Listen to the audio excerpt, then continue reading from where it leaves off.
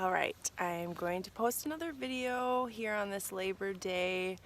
It's going to be a little bit longer than it typically is, but I was taking my walk and the clouds have rolled in, and so it just really reminded me that though I've been posting all this great stuff and videos that show me really happy and got it all together, and she's sewing masks and she's taking care of her kid while her husband's gone and blah blah blah, right? So you're seeing my 100%.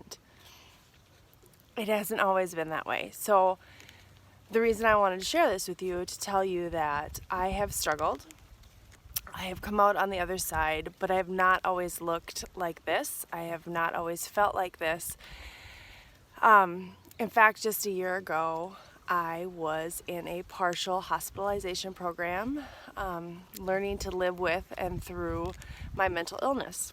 I had just come out of a major depressive episode. It was the second one that I've had in my lifetime. This one was different in that it was all anxiety. I was depressed, I was struggling, but I had a husband, I had a child. I couldn't just sleep in bed, wait for it to go away. I had to be productive, right? And I had to hide what I was going through because nobody would really understand. I didn't even understand it myself. So it kind of came out in anxiety and chaos, and I remember not being able to organize my thoughts. I couldn't even follow a recipe and cook without struggle. I couldn't make a list of what to do. And I remember my husband helping me out, and he's just like, I do not understand this. Just make a list and then do each thing. And I'm like, I can't. Like, I just couldn't. And I wasn't sleeping at night. I'd lay awake and I'd think about all the things that I couldn't do, that I didn't do, that I need to do. I really started thinking a lot about my sister and my brother. With my sister, I just kept thinking, what was her breaking point? I mean, she didn't reach out. How did she know that enough was enough? And then deciding to take her life. And so I worried about that because I was like, oh, I don't want to do that. I don't want to leave my husband. I don't want to leave my daughter. But I just wondered, like, is there a point at which there's no return? So I finally called my psychiatrist, and her nurse sat on the phone with me while my psychiatrist is in with a client. And we talked about how to keep myself safe, and she calmed me down, and I made a cup of tea and all this stuff, and I was just like, okay, this is nice while I have someone on the phone, but what am I gonna do when I get off the phone again? So eventually I went into the office, and between the nurse and the doctor and my husband, a phone call to my husband, I decided that the best thing to do was to check myself in. I don't need to go into all the details of that. I didn't like it. Nobody likes being in a hospital with no privileges, everything taken away, whatever. And then I did the partial hospitalization program, which was awkward and weird.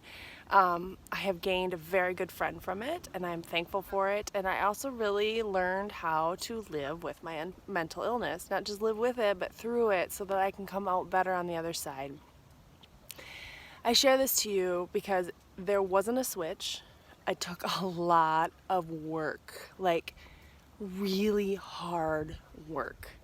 I went to a therapist, I read a lot, I did a lot of like worksheets and activities that helped me sort of focus in on how I was feeling and why I was feeling, and I learned how to retrain my thoughts so that I was affirming myself instead of beating myself up. I had lost 40 pounds, and it was crazy because it was just all the chaos and anxiety, but I decided, here's an opportunity.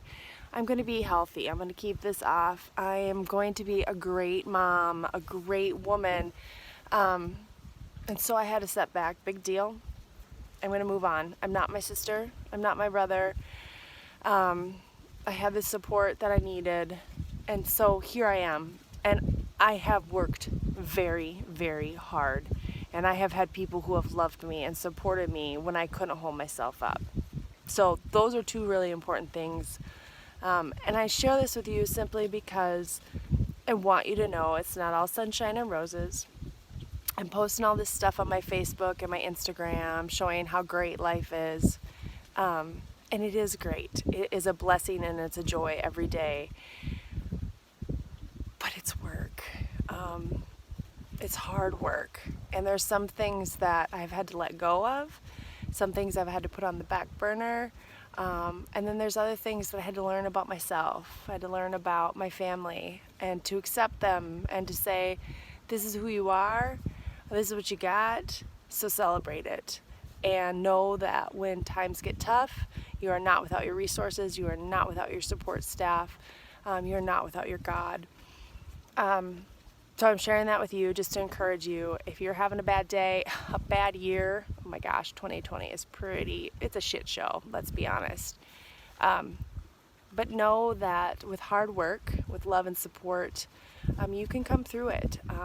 Little tiny baby steps, honestly, that's what did it for me. Little tiny baby steps. I might have 20 to 30 things on my to-do list. I had 1 or 2 when I was learning to manage this. It's good stuff. I highly recommend the book Girl, Wash Your Face. Rachel Hollis is amazing. It was life-changing for me. I recommend finding your favorite comedian, stand-up comedian. That helps. I recommend surrounding yourself with people who are nurturing and positive, not just positive about the world, but about you, really affirming and feed your soul. I also recommend serving something other than yourself, whatever that might be. And beyond motherhood, beyond parenthood, find a cause that you're passionate about or a simple way to share your blessings with others. I think that's really important. Find a faith community that's got your back. One of my pastors said to me when I was depressed, come in, sit in the pews. You don't need to sing, you don't need to pray. Let us do the heavy lifting for you. So I highly recommend that. And then just being honest with yourself, taking one day at a time, finding what fills you up, engaging in that. Find an exercise that not only benefits you physically, but mentally and spiritually. For me, it's been yoga and running, and then a hobby. I've been sewing. I love crafting with my daughter. Whatever it is for you, I don't want to give you a long to-do list of things that you need to add to your life, but just simply remember that it's okay to let some things go, to make room for something else. And it's okay to have a bad day. It's okay to be authentic, and it's okay to know that it's okay. Really, honestly, you'll get through it. And if you don't feel like you can, then reach out. If you don't have someone there, I'm here. I love to listen to people's stories. I will sit with you through anything. So thanks for listening to this. I hope that it has made you realize that it's not all sunshine and roses, and just because I'm smiling today doesn't mean I was a year ago. So God bless to you, and may your hard days be lighter, and may your great days be the best days.